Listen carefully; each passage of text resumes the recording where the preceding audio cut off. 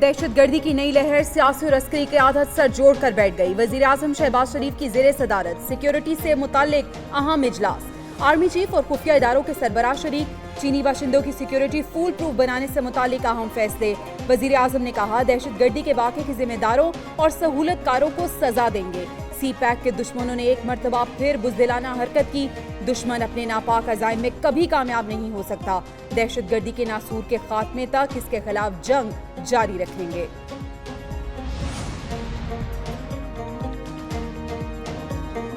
حکومت دہشت گردی کے ناسور کے مکمل خاتمے کے لیے پرعزم ہے۔ وزیر اطلاعات عطا اللہ تارڑ کی پریس کانفرنس، کہا پاک چین دوستی لازوال ہے، چین پاکستان میں ترقی کا ضامن ہے، کل ہونے والا دہشت گردی کا واقعہ قابل مذمت ہے۔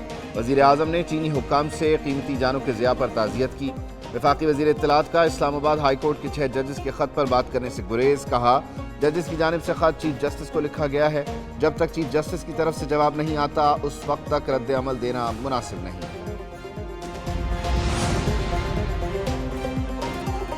اسلام آباد ہائی کورٹ کے ججز کے خط کی اوپن کورٹ تحقیقات کی جائے۔ وکیل کی طرف سے سپریم کورٹ میں آئینی درخواست دائر، جوڈیشل کمیشن بنانے کی بھی استدعا۔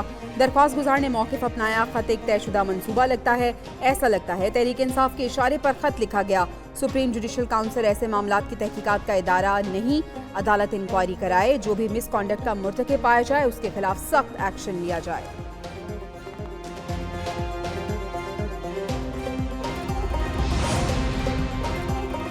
تحریک انصاف نے ججز کا خط چارج شیٹ قرار دے دیا، فوری کارروائی کا مطالبہ، ججز کے تحفظات دور کرنے پر بھی زور دیا۔ بیرسٹر گوہر نے کہا ججز کا خط پاکستان کے لیے ٹرننگ پوائنٹ ثابت ہوگا، منصفوں نے اپنی داستان خود بتا دی، سپریم کورٹ آج ہی معاملے پر لارجر بینچ تشکیل دے اور اوپن سماعت کرے، اب بھی ایکشن نہ لیا گیا تو عوام کا عدلیہ پر سے اعتماد اٹھ جائے گا۔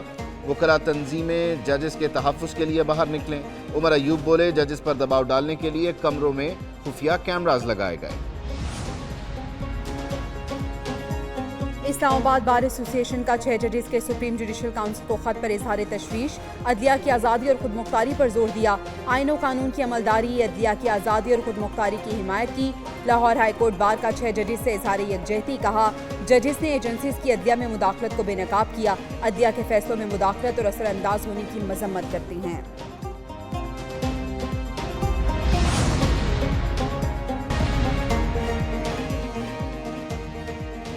پاک ایران گیس پائپ لائن منصوبے پر دباؤ یا کچھ اور 29 برس بعد بھی مکمل نہ ہو سکا۔ منصوبہ لیٹ ہونے کے باوجود ایران پاکستان کے ساتھ، ذرائع کے مطابق پاک ایران گیس پائپ لائن منصوبے میں امریکی مخالفت آڑے آئی، خراب معاشی صورتحال بھی رکاوٹ بنی۔ ایران اپنے حصے کا کام مکمل کر چکا، پاکستان نے پہلے 80 کلومیٹر پر کام کی منظوری رواں ماہ ہی دی ہے۔ قواعد و ضوابط اور شرائط طے کرنی، جلسے سب نے کیے ہیں، پی ٹی آئی کو بھی اسلام آباد میں جلسہ کرنے کی اجازت دے دیں۔ اسلام آباد ہائی کورٹ کی انتظامیہ کو ہدایت، چیف جسٹس حامد فاروق نے پی ٹی آئی وکیل کو ہدایت کی یہ خیال رکھے کوئی ہنگامہ آرائی نہ ہو۔ پی ٹی آئی نے 30 مارچ کو جلسے کی اجازت نہ دینے کے خلاف درخواست دی تھی۔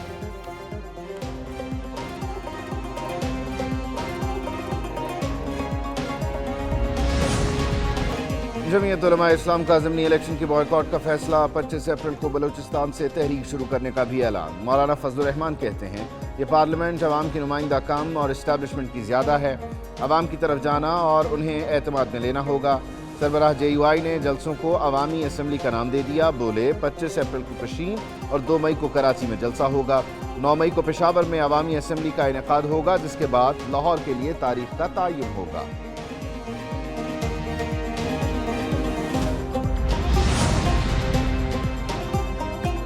خیبر پختونخوا میں مخصوص نشستوں کے ارکان سے حلف نہ لینے پر فیصلہ محفوظ، پشاور ہائی کورٹ کے 2 رکنی بینچ نے وکلاء کے دلائل مکمل ہونے پر فیصلہ محفوظ کیا۔ عدالت نے وکیل سے پوچھا کیا اسپیکر نے ذمہ داری پوری کی، کیا اسپیکر نے ارکان سے حلف لیا، کیا اسپیکر کا منتخب ارکان سے حلف لینے کا ارادہ ہے، اسمبلی کا سیشن کب کر رہے ہیں، کیا آپ سینٹ الیکشن میں امیدواروں کو ٹیکنیکل طور پر ڈسکوالیفائی کرنا چاہتے ہیں۔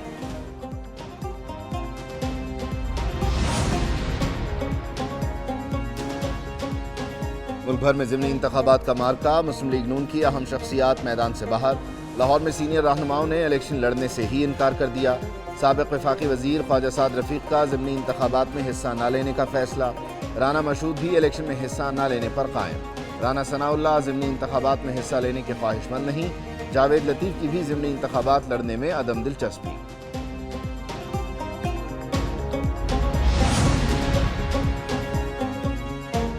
मुल्की मईशत के इस्तेहकाम के लिए टैक्स इकट्ठा करने का मिशन। पंजाब हुकूमत का टैक्स नेट से बाहर अफराद से टैक्स इकट्ठा करने का प्लान। वज़ीर आला मरियम नवाज ने टैक्स कंसल्टेंसी यूनिट कायम करने की मंजूरी दे दी। इजलास में कहा इन लोगों को टैक्स नेट में लाया जाए जो टैक्स नेट में नहीं है। रेंटल वैल्यू और डीसी रेट के मुताबिक टैक्स में फ़र्क प्रोसेसमेंट रिपोर्ट बनाने की भी हिदायत। वज़ीर आला पंजाब ने नार्कोटिक्स कंट्रोल के लिए 3 पुलिस स्टेशन बनाने की मंजूरी दे दी।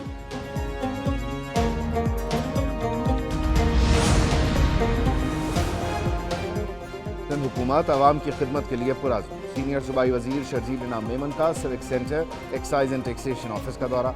मुख्तलिफ सेक्शंस के काम का जायजा लिया। गाड़ियों की रजिस्ट्रेशन और दीगर मुतल्लिका अमूर पर ब्रीफिंग ली। बोले शहरियों की बेहतर खिदमत के लिए ज़रूरी इस्लाहात करेंगे।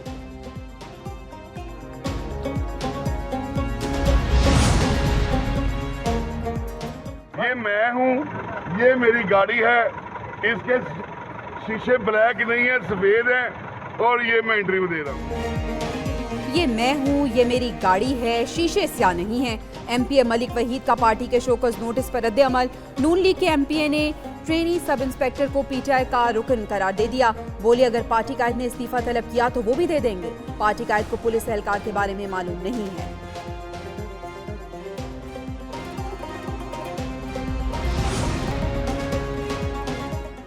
मुल्क भर में मौसम के बदलते रंग, बादलों का बसेरा, बूंदों की जल तरंग। लाहौर में कहीं हल्की तो कहीं तेज बारिश। इस्लामाबाद में बूंदाबांदी, साहिवाल और दीगर इलाकों में भी बारान रहमत। कराची में हल्के बादलों का राज। आज मौसम गर्म और मरतूब रहने का इम्कान। हवाओं का नया सिलसिला आज मुल्क में दाखिल होगा। बलूचिस्तान के कई इलाकों में भी बादल बरसेंगे। मरी और गलियात में तेज हवाओं के साथ बारिश और बर्फबारी का इम्कान। बारिशों का सिलसिला 31 मार्च तक जारी रहेगा।